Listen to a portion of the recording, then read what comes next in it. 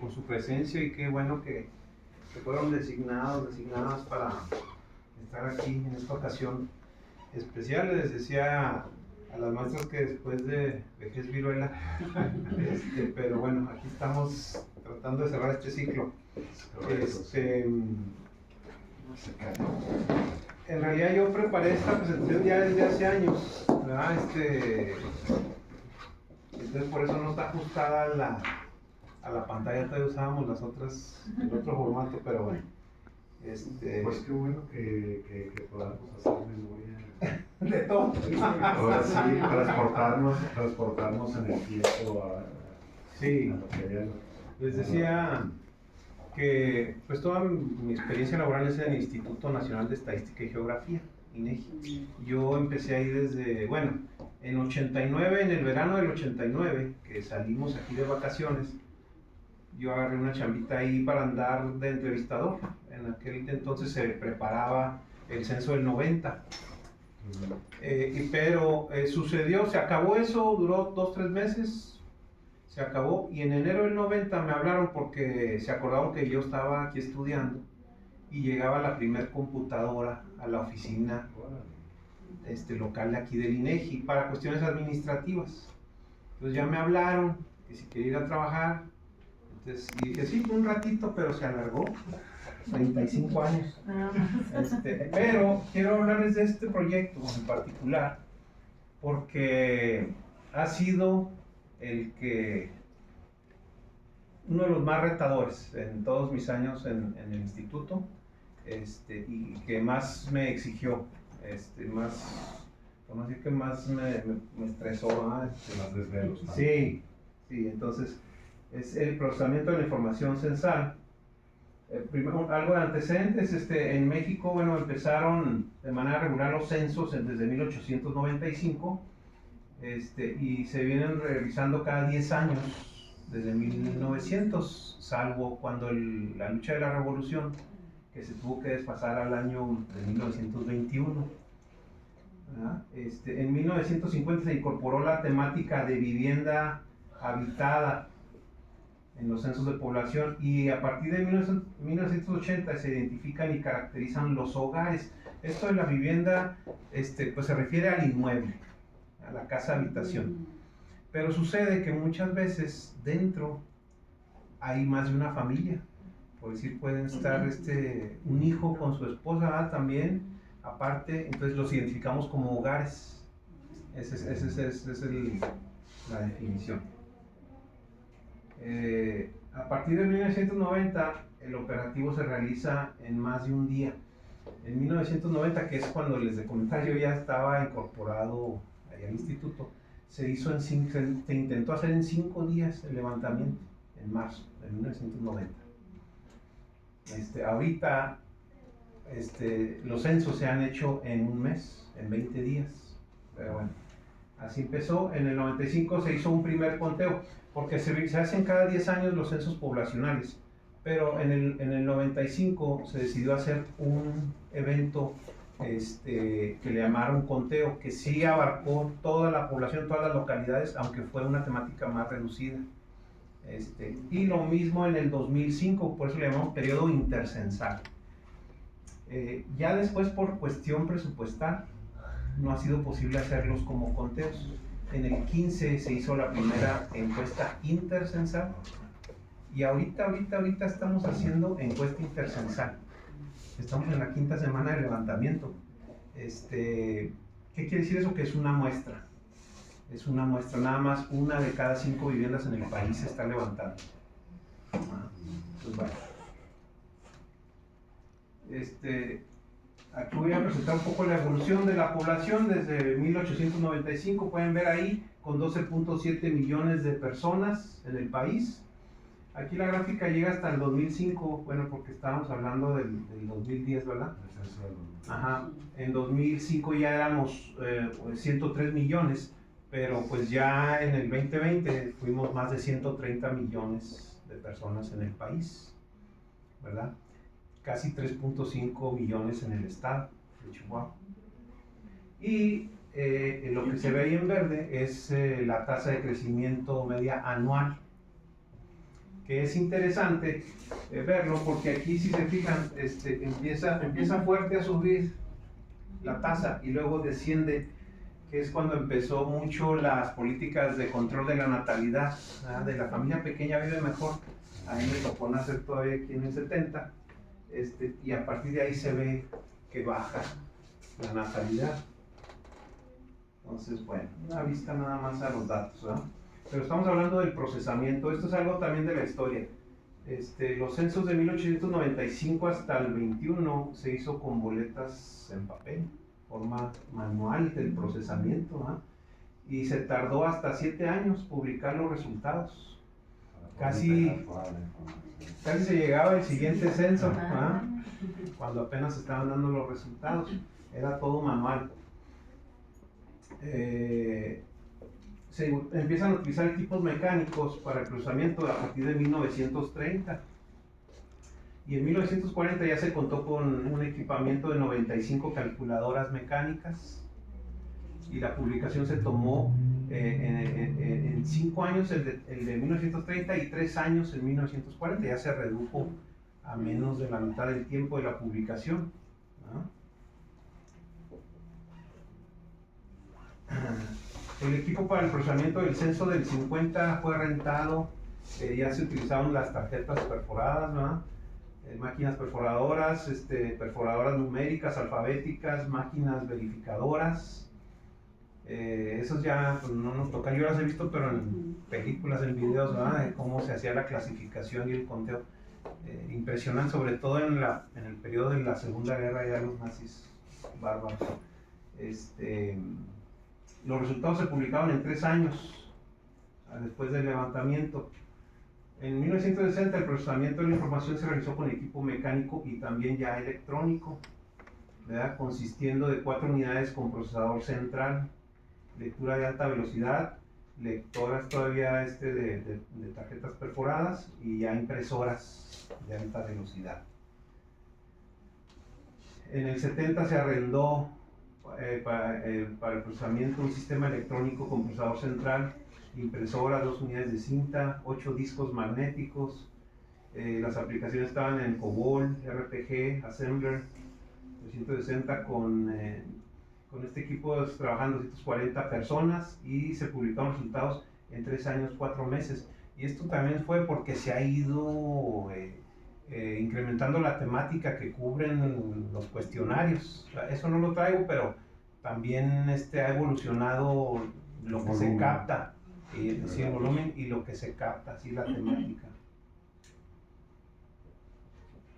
1980 destaca ya porque se descentralizó el procesamiento, se establecieron 10 ciudades a nivel nacional para llevar a cabo lo que es la codificación y la captura. Se desarrollaron programas de cómputo que permitían las operaciones, verificaciones, análisis, y este es un mapita que me encontré de aquellos años donde todavía estas ciudades se tienen en la estructura del instituto como direcciones regionales. Tenemos en Hermosillo, Sonora, en Durango, que es a donde pertenece Chihuahua. La dirección regional de norte que está en Durango incluye Durango, Zacatecas y Chihuahua.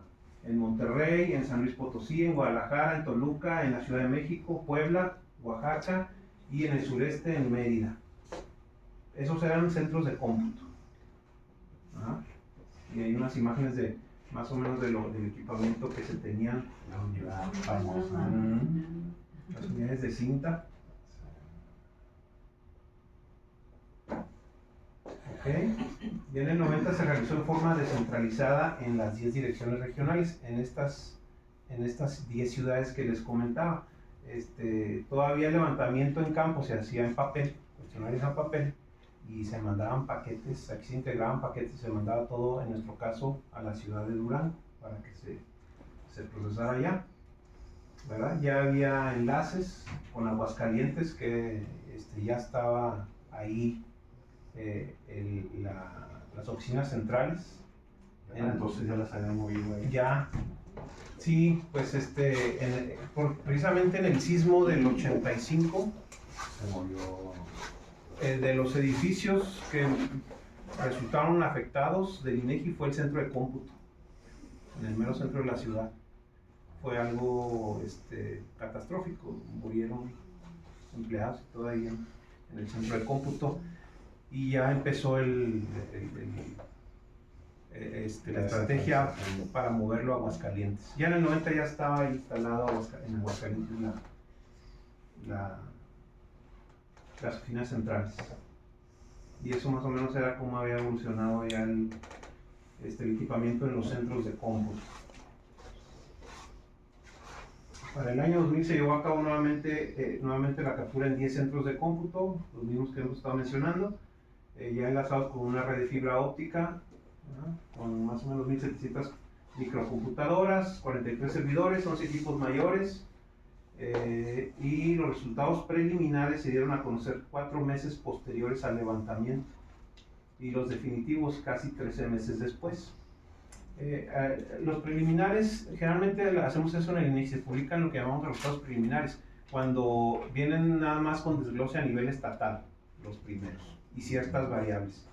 Y ya en la entrega definitiva está todo el desglose y todas las variables.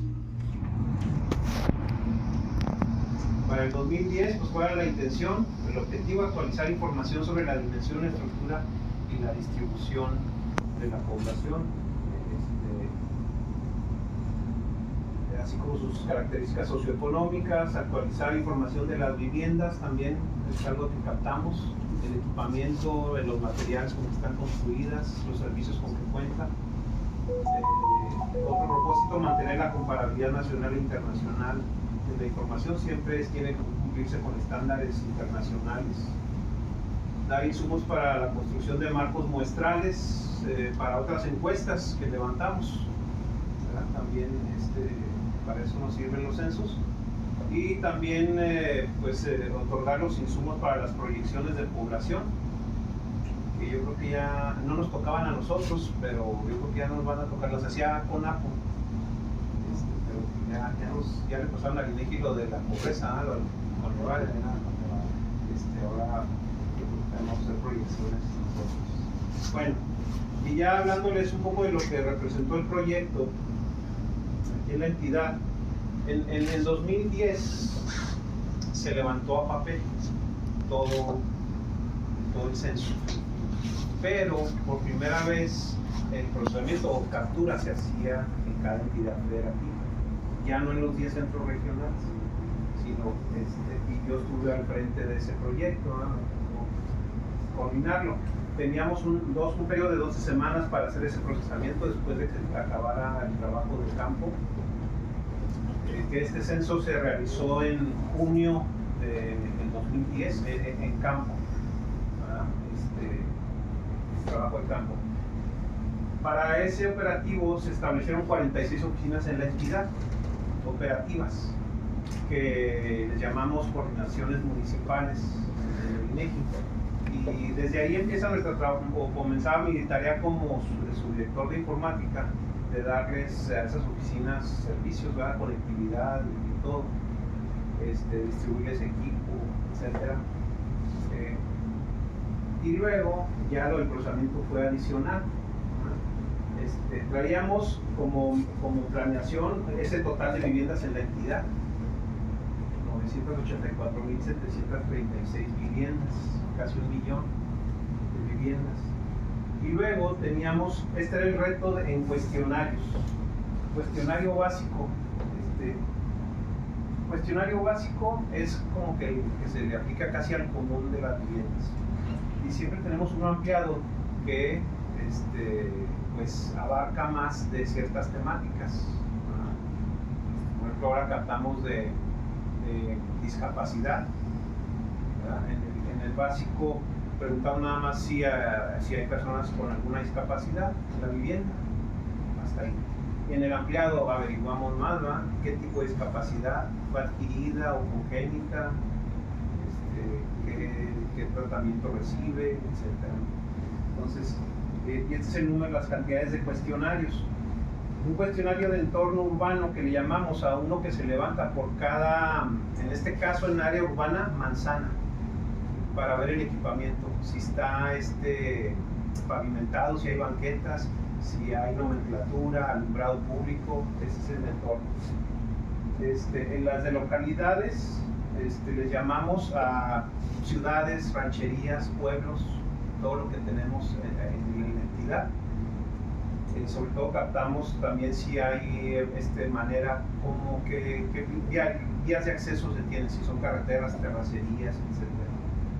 Y un cuestionario de posenumeración que se levantó después del levantamiento para confirmar condiciones de habitación o deshabitación en las ciudades, en el urbano. Por eso nada más es una muestra pequeña de viviendas. Pero esto era el reto para capturar en 12 semanas. Y esta es la estructura que yo tenía. Bueno, yo estaba como subdirector estatal de informática. Digo estaba porque ahorita ya sigo siendo subdirector, pero estoy a cargo de la oficina de toda la operación en Ciudad Juárez, ¿no? Pero bueno, en estos años yo era de informática.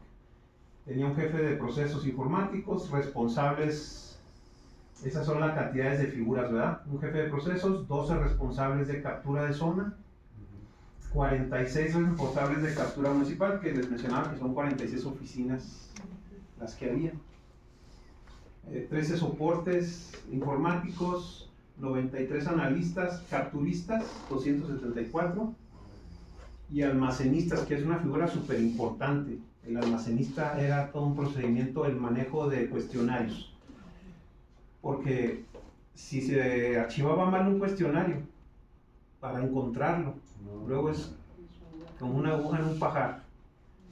Entonces, sí era una figura muy importante, pues todas, ¿no? Pero esa era la plantilla, que son 486 plazas en total, ¿no? A nivel estatal.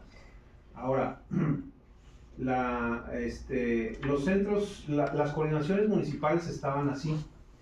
Se tenían 16 de esas oficinas en Ciudad Juárez, 11 aquí en Chihuahua, 2 en Cuauhtémoc, 2 en Parral, 2 en Huachochi, 1 en Temoris, 1 en Guadalupe y Calvo, 1 en Jiménez, 1 en Madera, otra en Basaseachi, en La Junta, en Guerrero otra, El Terrero en Amiquipa, en Nuevo Casas Grandes, en San Juanito, allá en Bocoina, en Meoqui, Delicias, Camargo, Saucillo.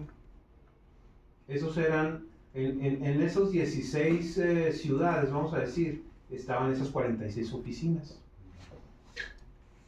Pero yo decidí pedir una reconsideración, porque yo sabía, lo que pasa muy comúnmente es que los aplicativos no están al 100 a la primera, entonces siempre hay que ir a andar instalando la versión 2 o 3, ¿verdad? Parchecitos. Entonces yo avisoraba que andar en 46 oficinas iba a estar, pero tremendo. Entonces, ya aparte de las determinaciones que me tocó a mí tomar, fue reubicar los centros, que fue de esta manera, dejamos 16 de las oficinas en 2 centros, juntamos físicamente esas 16 oficinas en 2 sitios nada más en Ciudad Juárez, ¿verdad? Teníamos 3 oficinas concentradas en un sitio en Nuevo Casas Grandes. Aquí en Chihuahua teníamos en 4 domicilios 11 oficinas concentradas. Teníamos en la ciudad de Cuauhtémoc, en una ubicación, 7 oficinas. Estos de aquí no se dejaron. Estos dijeron, no, nosotros cada quien en su oficina, que son Meoqui, Delicias, Saucillo y Camargo, ¿verdad? Entonces teníamos en cada ciudad uno. Y acá en Parral sí concentramos también 6. Entonces, pues la idea fue reducir a solamente 13 ciudades las oficinas, que nos permitía ser más ágiles, ¿no? Ahora, para el reclutamiento, bueno, había una aplicación, ¿no? Y nos pedían hacerle pruebas a todo el personal de velocidad. Estábamos pidiendo 6.500 golpes por hora y una precisión del 99%. O sea, les medíamos ahí los errores, ¿no? les dábamos de práctica varias chances. A ver, práctica 1, práctica 2. Ajá. De captura. Ajá, para que fueran familiarizándose con la interfaz y todo. Y ahí algunos de los resultados. Y hasta que ya corrían, ok, va a ser la evaluación, y luego les dábamos chance de correr varias veces la evaluación. Pero ¿qué encontramos? Que solamente el 14% de los candidatos lograban dar con la velocidad, el 28% con la precisión y solo el 3% con ambos. Es muy bajo. En promedio nos daban 5.289 golpes por hora, que no estaba mal, y un 98% de precisión, que también está bastante aceptable. Lo tuvimos que hacer así. Esto se aplicó pues en todas las ciudades que les mencioné ahorita. Poníamos equipos y personas asistiendo a todo eso, etc. ¿De dónde surge el valor 6500? Pues eso nos lo pasaron como un estándar nacional, ¿eh? Sí, ellos lo obtienen pues en base a una estimación en base al número de cuestionarios de cada entidad. Obviamente en base al número de cuestionarios que está planeado para cada entidad se nos da una plantilla de capturistas, ¿verdad? Y te tienes que arreglar con esas. Y entonces más o menos es lo que les daba, ¿verdad? Pero cabe decir que cada cuestionario se capturaba 2 veces. O sea, todos los cuestionarios pasaban por un capturista Y luego por otro. y luego por otro distinto. Para validar. Y luego se ve una validación y luego entraban los validadores con las diferencias. Y ahí es donde había que hacer reconsultas en el papel. Y ya ellos liberaban. Entonces, cada cuestionario pues sí pasó al menos por 2 capturas. Bueno, esta es una foto ahí con los responsables de zona, ¿verdad? Ya hace algunos años. Ahí estábamos en el Hotel Nieves, que ya no existe. Ahí fue 20 años, fue el INEGI donde ya es terreno donde era el Hotel Nieves. El Hotel Nieves, aquí en Tecnológico, enfrente de los Piolines. Sí. Sí. Que ahí ahorita es un terreno ya creado. Pero antes fue el Hotel Nieves y después fue el INEGI por 20 años. Ahorita ya la oficina está ya en... Por ahí, para ir al TEC. ¿Dónde? Yo pasaba enfrente del Pues para ir sí. al TEC. Sí, correcto. ¿Y dónde están? En la Juárez, frente de la Cerve, para mejor referencia, en la zona dorada. No sabemos dónde está el INEGI, pero en Cerve. Desde el 2015 nos mudamos para allá, que parte de lo que me ha hecho fue estar allá casi como, ¿cómo le dicen? Responsable de obra, ¿verdad? Ya me la encargaron también, yo estuve viendo toda la construcción. Y fíjense que la semana pasada se acaba de comprar ese edificio, después de 10 años que hemos estado ahí. Pues bueno, esto era lo que se esperaba para las primeras 3 semanas de las 12 que teníamos para el procesamiento. Esos porcentajes en una proyección lineal, ¿no? Pero ¿qué pasó en esas 3 semanas? Pues que empezamos como siempre medios flojillos. Ya saben que hay que usar por una curva de aprendizaje, etcétera. Siempre tenemos esta parte de renuncias y recontrataciones, también que es un tema. Y aquí también algo que nos impactó es que el operativo no logró integrar todos los paquetes en el tiempo que debían hacerlo y entregárnoslo. Les dieron como 1 o 2 semanas de chance para entregarnos, entonces pues ahí empezamos con lo que teníamos. Pero eso nos metió bastante presión y hizo que se nos cayera el pelo, porque luego los jefes no entienden razones. Sí. Entonces bueno, esa era la proyección que teníamos de las 12 semanas, así empezamos las primeras 3. Yo decidí hacer una nueva proyección, de acuerdo a la infraestructura con que contábamos. Y mis cálculos era que en la semana 8 íbamos a poder ya lograr lo que estaba planeado, ponernos a mano, vamos a decir. Entonces iban a ser 8 semanas insufribles ahí de estrés con los jefes, ¿no? Así era lo que lo que estaba, tenía la meta semanal que les estableciera de 136 cuestionarios, variando, dependiendo de la oficina, porque algunas traían más carga que otras, entre 1200 y algunas hasta 4400 cuestionarios por semana. Y este fue el real. Miren, ya en la semana 4 empezamos a superar lo que había yo proyectado, ¿verdad? Se lograron 130.856 cuestionarios, un 25% de la carga superior al 23% que había yo estimado, ¿no? Lo cual estuvo muy bien. Aquí tengo las 46 oficinas, ¿verdad? O sea, con oficinas que lograron más del 110 que les había yo pedido, 3 oficinas. Que lograron entre el 100 y el 110, 10 oficinas, y todavía 23, la mitad, se nos quedaba por abajo de lo que les había yo pedido. Aquí ya puse esta porque aquí ya íbamos en velocidad de crucero, ya íbamos a todo vapor, ¿verdad?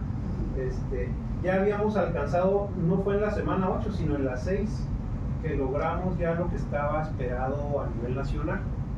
Nos recuperamos antes de lo que yo había proyectado, llegando a un 52%, por encima del 50% que yo había reconsiderado, ¿no? Teníamos todavía 10 oficinas que no alcanzaban esa meta que les habíamos puesto, ¿no? Pero ya muchos andaban hasta más del 120%, 3 oficinas. Entre el 100 y 120, 23 de las oficinas, la mitad. Era muy bueno. Y así fue el comportamiento. Ya en la semana 9 pues estamos al 94% de avance de la captura, muy por arriba de lo planeado originalmente y de lo que yo había reconsiderado. Ya las oficinas, la mayoría estaban cumpliendo el 100%. Aquí ya estábamos viendo quiénes iban a terminar. Ya en la semana 9 proyectábamos que la mitad de las oficinas iban a terminar en la semana 9.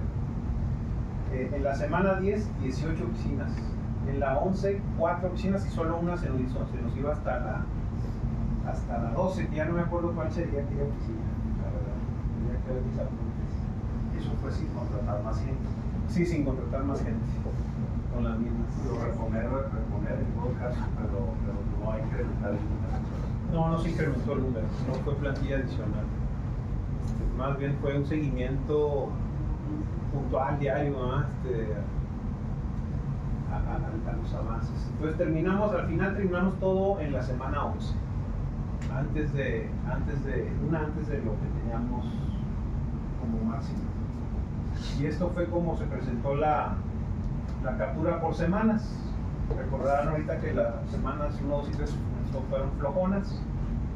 La de mayor productividad fue la semana 7, con casi 230.000 cuestionarios capturados.